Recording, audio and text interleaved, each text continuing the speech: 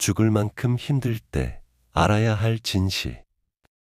당신의 몸이 말을 한다. 아침에 일어날 수 없다. 밥이 넘어가지 않는다. 가슴이 답답하고 숨이 막힌다. 이것은 단순한 피로가 아니다. 당신은 지금 인생의 가장 중요한 전환점에 서 있다. 대부분의 사람들이 이 지점에서 무너진다. 하지만 극소수는 이 지점을 통과해서 완전히 다른 사람이 된다. 오늘은 당신이 지금 경험하고 있는 그 고통이 정확히 무엇인지, 그리고 어떻게 해야 하는지 말하려 한다. 고통의 정체, 성장통이다. 운동을 해본 사람은 안다. 근육이 자라는 원리를. 역기를 들면 근육 섬유가 미세하게 찢어진다. 그 순간은 고통스럽다. 하지만 그 찢어진 곳이 다시 회복되면서 더 강해진다. 근육은 파괴를 통해 성장한다. 당신의 인생도 똑같다. 지금 당신이 느끼는 그 고통은 당신이라는 사람이 찢어지고 있는 것이다. 더 큰 그릇이 되기 위해, 더 강한 사람이 되기 위해. 심리학자 빅터 프랭클은 아우슈비츠 수용소에서 이것을 발견했다.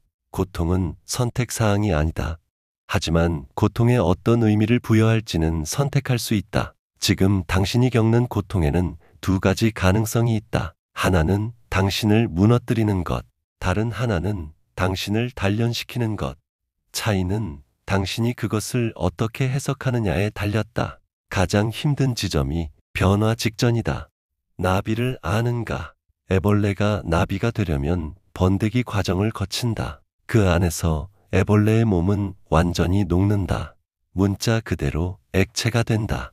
그리고 그 액체에서 완전히 새로운 생명체가 만들어진다. 한 과학자가 실험을 했다. 번데기를 쪼개서 나비가 나오기 쉽게 도와줬다. 어떻게 됐을까? 그 나비는 날지 못했다. 번데기를 찢고 나오는 그 고통스러운 과정이 날개에 피를 보내 강하게 만드는 것이었다. 쉽게 나온 나비는 약했다.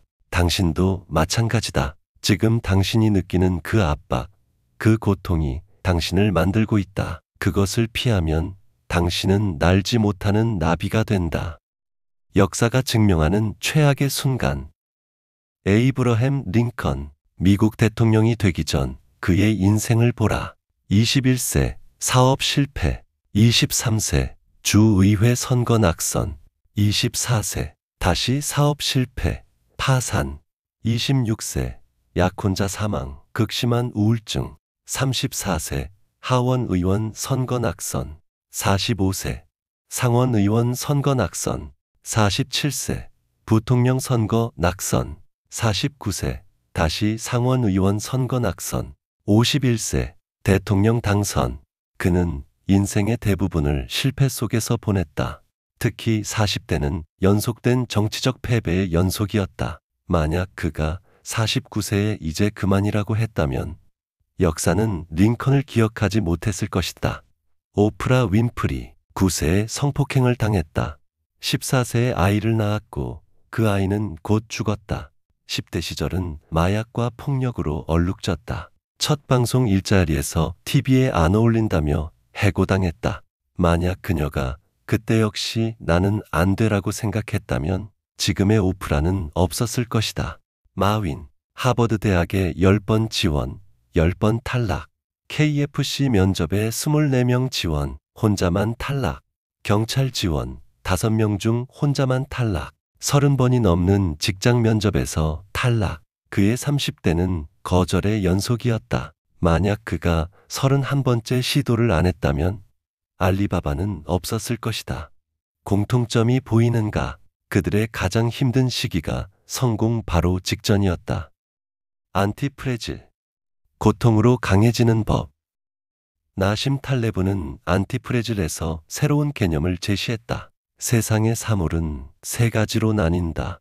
취약한 것, 프라자일, 충격을 받으면 깨진다. 유리컵처럼. 강건한 것, 로버스트, 충격을 받아도 변하지 않는다. 돌처럼. 반취약한 것, 안티프라자일, 충격을 받으면 오히려 강해진다. 근육, 면역체계, 그리고 인간의 정신이 여기 속한다. 당신이 안티프레질한 사람이 되려면 고통을 피해서는 안 된다. 고통을 경험하고 그것을 통해 강해져야 한다. 백신을 생각해보라. 약한 바이러스를 몸에 넣어서 면역을 만든다. 고통 없이는 면역이 생기지 않는다. 당신이 지금 겪는 고통은 인생의 백신이다. 이것을 견디면 당신은 더 큰 고통에도 무너지지 않는 사람이 된다. 헝거게임의 법칙. 영화 헝거게임을 아는가? 24명이 들어가서 1명만 살아남는다. 가장 강한 사람이 이기는 게 아니다. 가장 오래 버티는 사람이 이긴다. 인생도 그렇다. 가장 재능 있는 사람이 성공하는 게 아니다. 가장 오래 버티는 사람이 성공한다. 스티븐 킹. 캐리를 30번 넘게 출판사에 보냈다. 전부 거절당했다. 너무 좌절해서 원고를 쓰레기통에 버렸다. 아내가 그것을 주워서 한 번만 더라고 설득했다. 31번째에 출판됐다. 지금 그는 4억 권이 넘는 책을 팔았다. 만약 그가 30번째에서 멈췄다면 세상은 스티븐 킹을 모를 것이다. 차이는 단 한 번의 시도였다. 고통을 견디는 것이 아니라 활용하는 것.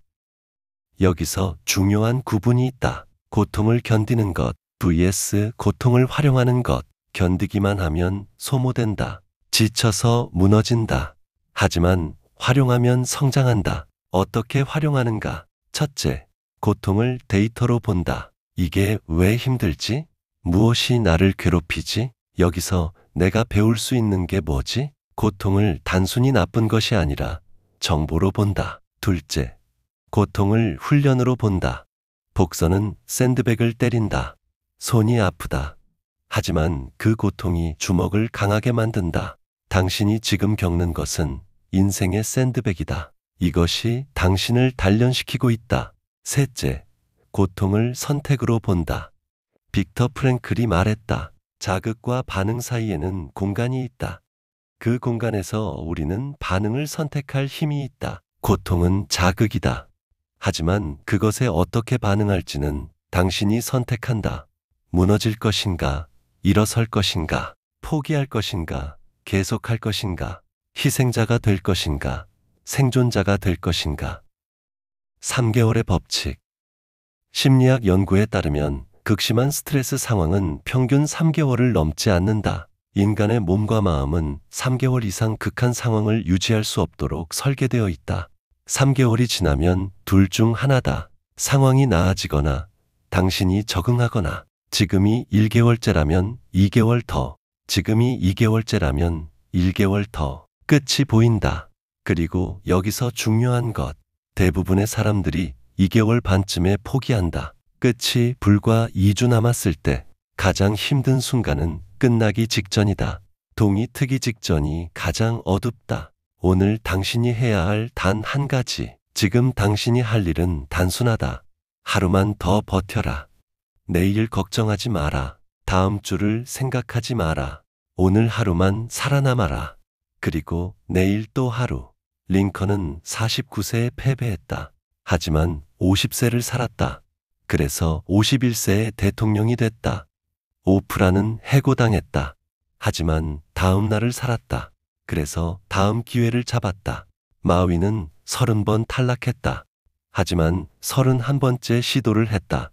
그래서 알리바바를 만들었다. 차이는 하루였다. 한 번의 시도였다.